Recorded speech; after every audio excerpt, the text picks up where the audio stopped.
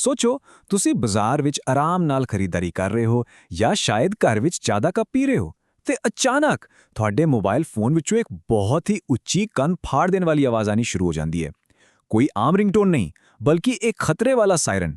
ਹੈਰਾਨੀ ਵਾਲੀ ਗੱਲ ਹੈ ਨਾ, ਹਾਲ ਹੀ ਵਿੱਚ ਪੂਰੇ ਦੇਸ਼ ਵਿੱਚ ਬਹੁਤ ਸਾਰੇ ਲੋਕਾਂ ਨਾਲ ਬਿਲਕੁਲ ਇਹੀ ਹੋਇਆ, ਜਿਸ ਨੇ ਇੱਕ ਪਲ ਲਈ ਸਭ ਨੂੰ ਸੱਚਮੁੱਚ ਡਰਾ ਦਿੱਤਾ। ਖੈਰ, ਅੱਜ ਦੇ ਇਸ ਖਾਸ ਵਿਸ਼ਲੇਸ਼ਣ ਵਿੱਚ ਅਸੀਂ ਇਸੇ ਰਹੱਸਮਈ ਆਵਾਜ਼ ਬਾਰੇ ਗੱਲ ਕਰਨ ਜਾ ਰਹੇ ਹਾਂ। ਆਓ ਸਮਝਦੇ ਹਾਂ ਕਿ ਅਸਲ ਵਿੱਚ ਇਹ ਸਭ ਕੀ ਸੀ। ਹੁਣ ਸਵਾਲ ਇਹ ਉੱਠਦਾ ਹੈ ਕਿ ਫੋਨ ਅਚਾਨਕ ਇਸ ਤਰ੍ਹਾਂ ਕਿਉਂ ਚੀਕਣ ਲੱਗੇ? ਕੀ ਇਹ ਕੋਈ ਵਾਇਰਸ ਸੀ ਜਾਂ ਕੋਈ ਤਕਨੀਕੀ ਖਰਾਬੀ? ਜੀ ਨਹੀਂ, ਬਿਲਕੁਲ ਨਹੀਂ। ਅਸਲ ਵਿੱਚ ਇਹ ਭਾਰਤ ਸਰਕਾਰ ਦੀ ਇੱਕ ਬਹੁਤ ਹੀ ਖਾਸ ਅਤੇ ਅਹਿਮ ਸੈੱਲ ਬ੍ਰਾਡਕਾਸਟਿੰਗ ਤਕਨੀਕ ਦਾ ਇੱਕ ਦੇਸ਼ਵਿਆਪੀ ਟੈਸਟ ਟ੍ਰਾਇਲ ਸੀ। ਸਰਕਾਰ ਇਹ ਪਰਖ ਕਰ ਰਹੀ ਸੀ ਕਿ ਅਸਲ ਐਮਰਜੈਂਸੀ ਵੇਲੇ ਇਹ ਸਿਸਟਮ ਕਿੰਨੀ ਤੇਜ਼ੀ ਨਾਲ ਕੰਮ ਕਰਦਾ ਹੈ। ਸਿੱਧੇ ਲਫ਼ਜ਼ਾਂ 'ਚ ਕਹੀਏ ਤਾਂ ਇਹ ਇੱਕ ਅਜਿਹੀ ਤਿਆਰੀ ਸੀ ਜਿਸ ਦਾ ਮਕਸਦ ਆਉਣ ਵਾਲੇ ਸਮੇਂ ਵਿੱਚ ਹਜ਼ਾਰਾਂ ਲੱਖਾਂ ਜਾਨਾਂ ਬਚਾਉਣਾ ਹੈ। ਇਸ ਨਵੇਂ ਅਤੇ ਕਮਾਲ ਦੇ ਸਿਸਟਮ ਦਾ ਨਾਮ ਹੈ ਸਚੇਤ। ਜਿਵੇਂ ਕਿ ਨਾਮ ਤੋਂ ਹੀ ਪਤਾ ਲੱਗਦਾ ਹੈ, ਸਚੇਤ ਯਾਨੀ ਕਿ ਪਹਿਲਾਂ ਹੀ ਸਾਵਧਾਨ ਕਰਨਾ ਜਾਂ ਅਲਰਟ ਕਰਨਾ। ਇਹ ਇੱਕ ਪੂਰੀ ਤਰ੍ਹਾਂ ਨਾਲ ਏਕੀਕ੍ਰਿਤ ਐਮਰਜੈਂਸੀ ਅਲਰਟ ਅਤੇ ਆਫਤ ਸੰਚਾਰ ਪ੍ਰਣਾਲੀ ਹੈ। ਇਸ ਦਾ ਸਿੱਧਾ ਜਿਹਾ ਮਕਸਦ ਇਹ ਹੈ ਕਿ ਜਦੋਂ ਵੀ ਕੋਈ ਵੱਡਾ ਖਤਰਾ ਸਿਰ ਤੇ ਹੋਵੇ ਤਾਂ ਦੇਸ਼ ਦੇ ਨਾਗਰਿਕਾਂ ਨੂੰ ਬਿਨਾਂ ਇੱਕ ਵੀ ਸੈਕਿੰਡ ਦੀ ਦੇਰੀ ਕੀਤੇ ਤੁਰੰਤ ਸੁਚੇਤ ਕੀਤਾ ਜਾ ਸਕੇ। ਆਓ ਹੁਣ ਦੇਖਦੇ ਹਾਂ ਕਿ ਇਹ ਸਾਡੇ ਪੁਰਾਣੇ ਸਿਸਟਮਾਂ ਨਾਲੋਂ ਕਿਵੇਂ ਵੱਖਰਾ ਹੈ। ਪਹਿਲਾਂ ਆਫਤ ਪ੍ਰਬੰਧਨ ਦਾ ਤਰੀਕਾ ਜ਼ਿਆਦਾਤਰ ਰਿਐਕਟਿਵ ਹੁੰਦਾ ਸੀ, ਮਤਲਬ ਆਫਤ ਆ ਗਈ, ਨੁਕਸਾਨ ਹੋ ਗਿਆ ਤੇ ਫਿਰ ਅਸੀਂ ਬਚਾਅ ਕਾਰਜ ਸ਼ੁਰੂ ਕੀਤੇ। ਪਰ ਇਹ ਸਚੇਤ ਸਿਸਟਮ ਸਾਨੂੰ ਇੱਕ ਪ੍ਰੋਐਕਟਿਵ ਪਹੁੰਚ ਵੱਲ ਲੈ ਕੇ ਜਾਂਦਾ ਹੈ, ਯਾਨੀ ਆਫਤ ਦੇ ਟਕਰਾਉਣ ਤੋਂ ਪਹਿਲਾਂ ਹੀ ਅਲਰਟ ਜਾਰੀ ਕਰਨਾ ਤਾਂ ਕਿ ਲੋਕਾਂ ਨੂੰ ਸੁਰੱਖਿਅਤ ਥਾਵਾਂ ਤੇ ਜਾਣ ਦਾ ਸਮਾਂ ਮਿਲ ਸਕੇ। ਇਹ ਸੱਚਮੁੱਚ ਆਫਤਾਂ ਨਾਲ ਨਜਿੱਠਣ ਦੇ ਤਰੀਕੇ ਵਿੱਚ ਇੱਕ ਬਹੁਤ ਵੱਡਾ ਬਦਲਾਅ ਹੈ। ਤਾਂ ਅੱਜ ਦੇ ਇਸ ਵਿਸ਼ਲੇਸ਼ਣ ਵਿੱਚ ਅਸੀਂ 4 ਮੁੱਖ ਗੱਲਾਂ ਤੇ ਧਿਆਨ ਦੇਵਾਂਗੇ। ਪਹਿਲਾ, ਇਹ ਸੈੱਲ ਬ੍ਰਾਡਕਾਸਟ ਤਕਨੀਕ ਕਿਵੇਂ ਕੰਮ ਕਰਦੀ ਹੈ। ਦੂਜਾ, ਲਿਵਿੰਗ ਲੈਬ ਦਾ ਸੰਕਲਪ ਕੀ ਹੈ। ਤੀਜਾ, ਇਸ ਦੀ ਸ਼ੁਰੂਆਤ ਕਿੱਥੋਂ ਹੋਈ ਤੇ ਇਸ ਨੂੰ ਬਣਾਇਆ ਕਿਸ ਨੇ ਹੈ। ਅਤੇ ਚੌਥਾ, ਇਸ ਵਿਸ਼ਾਲ ਪ੍ਰੋਜੈਕਟ ਦਾ ਪੈਮਾਨਾ ਕਿੰਨਾ ਵੱਡਾ ਹੈ। ਚਲੋ ਬਿਨਾਂ ਕਿਸੇ ਦੇਰੀ ਦੇ ਸਾਡੇ ਪਹਿਲੇ ਹਿੱਸੇ ਵੱਲ ਵਧਦੇ ਹਾਂ, ਸੈੱਲ ਬ੍ਰਾਡਕਾਸਟ ਤਕਨੀਕ। ਆਓ ਇਸ ਦੇ ਅੰਦਰੂਨੀ ਕੰਮਕਾਜ ਨੂੰ ਥੋੜਾ ਬਾਰੀਕੀ ਨਾਲ ਸਮਝੀਏ। ਇਸ ਤਕਨੀਕ ਦੀਆਂ ਖੂਬੀਆਂ ਸੁਣ ਕੇ ਤੁਸੀਂ ਸੱਚਮੁੱਚ ਹੈਰਾਨ ਰਹਿ ਜਾਓਗੇ। ਸਭ ਤੋਂ ਕਮਾਲ ਦੀ ਗੱਲ ਇਹ ਹੈ ਕਿ ਜੇਕਰ ਤੁਹਾਡਾ ਫੋਨ ਸਾਇਲੈਂਟ ਮੋਡ ਤੇ ਹੈ ਜਾਂ ਤੁਸੀਂ ਡੂ ਨਾਟ ਡਿਸਟਰਬ ਲਗਾਇਆ ਹੋਇਆ ਹੈ, ਤਾਂ ਵੀ ਇਹ ਸਿਸਟਮ ਉਸ ਨੂੰ ਅਨਡਿਟ ਕਰਕੇ ਪੂਰੀ ਆਵਾਜ਼ ਵਿੱਚ ਅਲਰਟ ਵਜਾਏਗਾ। ਹੋਰ ਤਾਂ ਹੋਰ, ਇਸ ਦੇ ਲਈ ਤੁਹਾਨੂੰ ਕਿਸੇ ਇੰਟਰਨੈਟ ਦੀ ਲੋੜ ਨਹੀਂ, ਕੋਈ ਵੱਖਰੀ ਐਪ ਡਾਊਨਲੋਡ ਕਰਨ ਦੀ ਲੋੜ ਨਹੀਂ ਅਤੇ ਸਰਕਾਰ ਨੂੰ ਤੁਹਾਡੇ ਨਿੱਜੀ ਮੋਬਾਈਲ ਨੰਬਰ ਦੀ ਵੀ ਕੋਈ ਲੋੜ ਨਹੀਂ ਪੈਂਦੀ। ਚਾਹੇ ਤੁਹਾਡੇ ਕੋਲ 2G, 3G, 4G ਜਾਂ ਨਵਾਂ 5G ਫੋਨ ਹੋਵੇ, ਇਹ ਸਭ ਤੇ ਕੰਮ ਕਰਦਾ ਹੈ। ਇੱਥੋਂ ਤੱਕ ਕਿ ਜਦੋਂ ਨੈਟਵਰਕ ਜੈਮ ਹੁੰਦਾ ਹੈ, ਮਤਲਬ ਬਹੁਤ ਜ਼ਿਆਦਾ ਟ੍ਰੈਫਿਕ ਹੁੰਦਾ ਹੈ, ਉਦੋਂ ਵੀ ਇਹ ਸੁਨੇਹੇ ਭੇਜਣ ਵਿੱਚ ਪੂਰੀ ਤਰ੍ਹਾਂ ਕਾਮਯਾਬ ਰਹਿੰਦਾ ਹੈ। ਹੁਣ ਤੁਸੀਂ ਸੋਚ ਰਹੇ ਹੋਵੋਗੇ ਕਿ ਇਸ ਦੀ ਵਰਤੋਂ ਕਦੋਂ ਕੀਤੀ ਜਾਵੇਗੀ।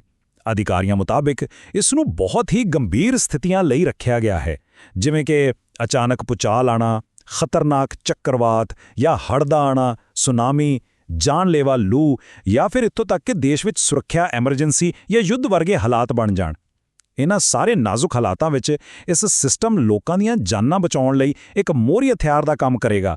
ਠੀਕ ਹੈ, ਹੁਣ ਆਉਨੇ ਆ ਸਾਡੇ ਦੂਜੇ ਹਿੱਸੇ ਤੇ, ਜਿਸ ਨੂੰ ਲਿਵਿੰਗ ਲੈਬ ਸੰਕਲਪ ਕਿਹਾ ਜਾਂਦਾ ਹੈ। ਇਹ ਬਹੁਤ ਹੀ ਦਿਲਚਸਪ ਹੈ ਕਿਉਂਕਿ ਇਹ ਸਾਨੂੰ ਦੱਸਦਾ ਹੈ ਕਿ 21 ਤਰ੍ਹਾਂ ਦਾ ਮੈਸੇਜ ਪੂਰੇ ਦੇਸ਼ ਲਈ ਕਿਉਂ ਨਹੀਂ ਵਰਤਿਆ ਜਾ ਸਕਦਾ। ਭਾਰਤ ਇੱਕ ਬਹੁਤ ਵੱਡਾ ਦੇਸ਼ ਹੈ ਅਤੇ ਇੱਥੇ ਭੂਗੋਲਕ ਖੇਤਰਾਂ ਦੀ ਭਿੰਨਤਾ ਕਾਰਨ ਖਤਰੇ ਵੀ ਵੱਖ-ਵੱਖ ਹੁੰਦੇ ਹਨ। ਉਦਾਹਰਨ ਦੇ ਤੌਰ ਤੇ ਉੱਪਰ ਹਿਮਾਲਿਆ ਖੇਤਰਾਂ ਵਿੱਚ ਗਲੇਸ਼ੀਅਰ ਝੀਲਾਂ ਦੇ ਫਟਣ ਅਤੇ ਅਚਾਨਕ ਆਉਣ ਵਾਲੇ ਹੜ੍ਹਾਂ ਦਾ ਬਹੁਤ ਜ਼ਿਆਦਾ ਖਤਰਾ ਰਹਿੰਦਾ ਹੈ, ਜਦਕਿ ਦੂਜੇ ਪਾਸੇ ਖੁਸ਼ਕ ਜਾਂ ਮਾਰੂਥਲ ਖੇਤਰਾਂ ਵਿੱਚ ਸੁੱਕੀਆਂ ਹਵਾਵਾਂ ਅਤੇ ਸੋਕੇ ਵਰਗੀਆਂ ਗੰਭੀਰ ਸਮੱਸਿਆਵਾਂ ਹੁੰਦੀਆਂ ਹਨ। ਹੁਣ ਕਿਉਂਕਿ ਹਰ ਇਲਾਕੇ ਦੀ ਸਮੱਸਿਆ ਵੱਖਰੀ ਹੈ, ਇਸ ਲਈ ਉਹਨਾਂ ਲਈ ਚੇਤਾਵਨੀਆਂ ਵੀ ਖਾਸ ਅਤੇ ਬਿਲਕੁਲ ਉਸੇ ਇਲਾਕੇ ਦੇ ਹਿਸਾਬ ਨਾਲ ਹੋਣੀਆਂ ਚਾਹੀਦੀਆਂ ਹਨ, ਹੈ ਨਾ? ਤੇ ਇੱਥੇ ਹੀ ਕੰਮ ਆਉਂਦੇ ਹਨ ਜੀਓ ਟਾਰਗੇਟਡ ਅਲਰਟ। ਇਸ ਤਕਨੀਕ ਦੀ ਮਦਦ ਨਾਲ ਪੂਰੇ ਦੇਸ਼ ਵਿੱਚ ਬਿਨਾਂ ਮਤਲਬ ਦਹਿਸ਼ਤ ਫੈਲਾਉਣ ਦੀ ਬਜਾਏ ਅਧਿਕਾਰੀ ਸਿਰਫ ਉਸ ਖਾਸ ਇਲਾਕੇ ਦੇ ਮੋਬਾਈਲ ਟਾਵਰਾਂ ਨੂੰ ਨਿਸ਼ਾਨਾ ਬਣਾਉਂਦੇ ਹਨ ਜਿੱਥੇ ਆਫਤ ਆਉਣ ਦਾ ਅਸਲ ਖਤਰਾ ਹੈ। ਇਸ ਦਾ ਸਿੱਧਾ ਜਿਹਾ ਮਤਲਬ ਇਹ ਹੈ ਕਿ ਚੇਤਾਵਨੀ ਦਾ ਪੌਪ-ਅਪ ਮੈਸੇਜ ਸਿਰਫ ਉਨ੍ਹਾਂ ਹੀ ਫੋਨਾਂ ਤੇ ਜਾਵੇਗਾ ਜੋ ਉਸ ਪ੍ਰਭਾਵਿਤ ਭੂਗੋਲਿਕ ਖੇਤਰ ਦੇ ਘੇਰੇ ਅੰਦਰ ਮੌਜੂਦ ਹੋਣਗੇ। ਇਹ ਸੱਚਮੁੱਚ ਇੱਕ ਬਹੁਤ ਹੀ ਸਟੀਕ ਅਤੇ ਸਮਝਦਾਰੀ ਵਾਲਾ ਤਰੀਕਾ ਹੈ। ਆਓ ਹੁਣ ਅਸੀਂ ਆਪਣੇ ਤੀਜੇ ਹਿੱਸੇ ਵੱਲ ਵਧਦੇ ਹਾਂ ਅਤੇ ਇਸ ਤਕਨੀਕ ਦੇ ਪਿਛੋਕੜ ਤੇ ਝਾਤ ਮਾਰਦੇ ਹਾਂ। ਆਖਰ ਇਸ ਦੀ ਸ਼ੁਰੂਆਤ ਕਿੱਥੋਂ ਹੋਈ ਅਤੇ ਭਾਰਤ ਵਿੱਚ ਇਸ ਨੂੰ ਕਿਸਨੇ ਬਣਾਇਆ ਹੈ? ਜੇਕਰ ਅਸੀਂ ਸੈੱਲ ਬ੍ਰਾਡਕਾਸਟਿੰਗ ਦੇ ਇਤਿਹਾਸ ਵੱਲ ਦੇਖੀਏ ਤਾਂ ਇਹ ਕਾਫੀ ਦਿਲਚਸਪ ਹੈ। ਇਸ ਦੀ ਸ਼ੁਰੂਆਤ ਅੱਜ ਤੋਂ ਕਾਫੀ ਸਾਲ ਪਹਿਲਾਂ 1990 ਵਿੱਚ ਯੂਰੋਪੀਅਨ ਟੈਲੀਕਮਿਊਨੀਕੇਸ਼ਨ ਸਟੈਂਡਰਡਸ ਇੰਸਟੀਚਿਊਟ ਦੁਆਰਾ ਕੀਤੀ ਗਈ ਸੀ। ਫਿਰ ਕੁਝ ਸਾਲਾਂ ਬਾਅਦ 1997 ਵਿੱਚ ਫਰਾਂਸ ਦੀ ਰਾਜਧਾਨੀ ਪੈਰਿਸ ਵਿੱਚ ਇਸ ਦਾ ਪਹਿਲਾ ਕਾਮਯਾਬ ਪ੍ਰਦਰਸ਼ਨ ਹੋਇਆ। ਉਦੋਂ ਤੋਂ ਲੈ ਕੇ ਹੁਣ ਤੱਕ ਇਹ ਇੱਕ ਗਲੋਬਲ ਸਟੈਂਡਰਡ ਬਣ ਚੁੱਕਿਆ ਹੈ। ਜੇਕਰ ਅਸੀਂ ਆਪਣੇ ਦੇਸ਼ ਦੀ ਗੱਲ ਕਰੀਏ ਤਾਂ ਹਾਲ ਹੀ ਵਿੱਚ 2023 ਵਿੱਚ ਸਾਡੇ ਪ੍ਰਧਾਨ ਮੰਤਰੀ ਦੇ ਪ੍ਰਿੰਸੀਪਲ ਸਕੱਤਰ ਨੇ ਦੱਖਣੀ ਅਫਰੀਕਾ ਦੇ ਡਰਬਨ ਵਿੱਚ ਹੋਈ G20 ਮੀਟਿੰਗ ਦੌਰਾਨ ਵਿਸ਼ਵ ਪੱਧਰ ਤੇ ਇਸੇ ਸੁਚੇਤ ਸਿਸਟਮ ਦਾ ਪ੍ਰਦਰਸ਼ਨ ਕੀਤਾ ਸੀ। ਇਹ ਦਰਸਾਉਂਦਾ ਹੈ ਕਿ ਅਸੀਂ ਆਫਤ ਪ੍ਰਬੰਧਨ ਪ੍ਰਤੀ ਕਿੰਨੇ ਗੰਭੀਰ ਹਾਂ। ਸੋ ਇੱਥੇ ਸਭ ਤੋਂ ਅਹਿਮ ਨੁਕਤਾ ਇਹ ਹੈ ਕਿ ਭਾਰਤ ਵਿੱਚ ਇਸ ਵਿਸ਼ਾਲ ਸਿਸਟਮ ਨੂੰ ਤਿਆਰ ਕਿਸਨੇ ਕੀਤਾ। ਅਸਲ ਵਿੱਚ ਇੱਕ ਬਹੁਤ ਹੀ ਸ਼ਾਨਦਾਰ ਸਾਂਝਾ ਯਤਨ ਹੈ। ਸਾਡੇ ਆਪਣੇ C.DOT ਯਾਨੀ ਸੈਂਟਰ ਫਾਰ ਡਿਵੈਲਪਮੈਂਟ ਆਫ ਟੈਲੀਮੈਟ੍ਰਿਕਸ ਨੇ ਇਸ ਤਕਨੀਕ ਨੂੰ ਪੂਰੀ ਤਰ੍ਹਾਂ ਸਵਦੇਸ਼ੀ ਤੌਰ ਤੇ ਭਾਰਤ ਵਿੱਚ ਹੀ ਵਿਕਸਿਤ ਕੀਤਾ ਹੈ। ਦੂਜੇ ਪਾਸੇ ਡਿਪਾਰਟਮੈਂਟ ਆਫ ਟੈਲੀਕਮਿਊਨੀਕੇਸ਼ਨਸ ਇਸ ਨੂੰ ਜ਼ਮੀਨੀ ਪੱਧਰ ਤੇ ਲਾਗੂ ਕਰਨ ਦਾ ਜ਼ਿੰਮਾ ਸੰਭਾਲਦਾ ਹੈ ਅਤੇ ਇਹਨਾਂ ਦੇ ਨਾਲ ਨੈਸ਼ਨਲ ਡਿਜ਼ਾਸਟਰ ਮੈਨੇਜਮੈਂਟ ਅਥਾਰਟੀ ਇਸ ਪੂਰੇ ਪ੍ਰੋਜੈਕਟ ਵਿੱਚ ਇੱਕ ਮੁੱਖ ਪਾਈਵਾਲ ਵਜੋਂ ਕੰਮ ਕਰਦੀ ਹੈ। ਇਹਨਾਂ ਤਿੰਨਾਂ ਦੀ ਮਿਹਨਤ ਅਤੇ ਤਾਲਮੇਲ ਦਾ ਹੀ ਨਤੀਜਾ ਹੈ ਇਹ ਸਚੇਤ ਸਿਸਟਮ। ਹੁਣ ਅਸੀਂ ਆਪਣੇ ਆਖਰੀ ਹਿੱਸੇ ਵੱਲ ਪਹੁੰਚ ਗਏ ਹਾਂ, ਵਿਸ਼ਾਲ ਪੈਮਾਨਾ। ਆਓ ਦੇਖਦੇ ਹਾਂ ਕਿ ਇਹ ਸਿਸਟਮ ਦੇਸ਼ ਭਰ ਵਿੱਚ ਕਿੰਨੇ ਵੱਡੇ ਪੱਧਰ ਤੇ ਕੰਮ ਕਰ ਰਿਹਾ ਹੈ। ਸਕਰੀਨ ਤੇ ਦਿਖਾਈ ਦੇ ਰਿਹਾ ਇਹ ਅੰਕੜਾ 36 ਆਪਣੇ ਆਪ 'ਚ ਬਹੁਤ ਕੁਝ ਕਹਿੰਦਾ ਹੈ। ਇਸ ਸਿਸਟਮ ਦੀ ਕਵਰੇਜ ਭਾਰਤ ਦੇ ਸਾਰੇ 36 ਰਾਜਾਂ ਅਤੇ ਕੇਂਦਰ ਸ਼ਾਸਿਤ ਪ੍ਰਦੇਸ਼ਾਂ ਤੱਕ ਫੈਲੀ ਹੋਈ ਹੈ। ਇਸ ਦਾ ਸਿੱਧਾ ਜਿਹਾ ਅਰਥ ਇਹ ਹੈ ਕਿ ਦੇਸ਼ ਦਾ ਕੋਈ ਵੀ ਕੋਨਾ, ਚਾਹੇ ਉਹ ਪਹਾੜ ਹੋਣ ਜਾਂ ਮੈਦਾਨ, ਇਸ ਸੁਰੱਖਿਆ ਛਤਰੀ ਤੋਂ ਬਾਹਰ ਨਹੀਂ ਰਿਹਾ ਹੈ। ਪੂਰਾ ਦੇਸ਼ ਕਵਰ ਕੀਤਾ ਗਿਆ ਹੈ। ਅਤੇ ਅਗਲਾ ਅੰਕੜਾ ਹੋਰ ਵੀ ਖਾਸ ਹੈ, 19 ਤੋਂ ਵੱਧ।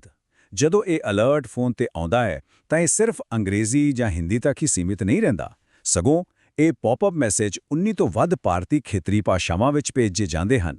ਇਹ ਇਸ ਲਈ ਕੀਤਾ ਗਿਆ ਹੈ ਤਾਂ ਜੋ ਪਿੰਡਾਂ ਅਤੇ ਦੂਰ ਦਰਾੜੇ ਬੈਠੇ ਆਖਰੀ ਵਿਅਕਤੀ ਤੱਕ ਵੀ ਜਾਣਕਾਰੀ ਉਸ ਦੀ ਆਪਣੀ ਮਾਂ ਬੋਲੀ ਵਿੱਚ ਪਹੁੰਚ ਸਕੇ ਅਤੇ ਕੋਈ ਵੀ ਖਤਰੇ ਨੂੰ ਸਮਝਣ ਵਿੱਚ ਉਲਝਣ ਦਾ ਸ਼ਿਕਾਰ ਨਾ ਹੋਵੇ।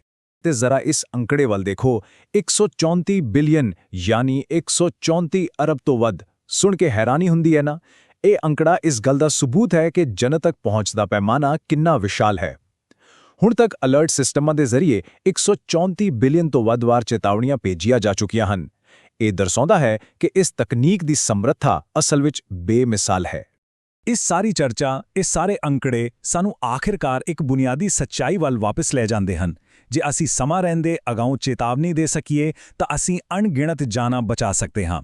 ਜਦੋਂ ਖਤਰਾ ਸਾਹਮਣੇ ਹੋਵੇ ਤਾਂ ਤੁਰੰਤ ਹਰ ਫੋਨ ਤੇ ਵੱਜਣ ਵਾਲਾ ਅਤੇ ਹਰ ਇੱਕ ਤੱਕ ਪਹੁੰਚਣ ਵਾਲਾ ਸੰਚਾਰ ਹੀ ਜਾਨੀ ਨੁਕਸਾਨ ਨੂੰ ਟਾਲਣ ਦੀ ਸਭ ਤੋਂ ਵੱਡੀ ਕੁੰਜੀ ਹੈ ਅਤੇ ਇਹੀ ਸਚੇਤ ਸਿਸਟਮ ਦਾ ਅਸਲ ਮਕਸਦ ਹੈ।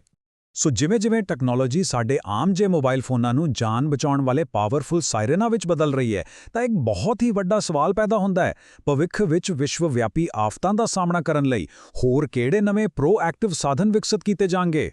ਕੀ ਤੁਹਾਨੂੰ ਲੱਗਦਾ ਹੈ ਕਿ ਆਉਣ ਵਾਲੇ ਸਮੇਂ ਵਿੱਚ ਸਾਡੇ ਸਮਾਰਟਫੋਨ ਇਸ ਤੋਂ ਵੀ ਵੱਡੀਆਂ ਆਫਤਾਂ ਦੀ ਭਵਿੱਖਬਾਣੀ ਕਰਨ ਦੇ ਸਮਰੱਥ ਹੋ ਜਾਣਗੇ? ਇਹ ਸੱਚਮੁੱਚ ਸੋਚਣ ਵਾਲੀ ਗੱਲ ਹੈ ਨਾ? ਖੈਰ, ਅੱਜ ਦੇ ਇਸ ਜਾਣਕਾਰੀ ਭਰਪੂਰ ਵਿਸ਼ਲੇਸ਼ਣ ਵਿੱਚ ਸਾਡੇ ਨਾਲ ਜੁੜਨ ਲਈ ਤੁਹਾਡਾ ਬਹੁਤ-ਬਹੁਤ ਧੰਨਵਾਦ।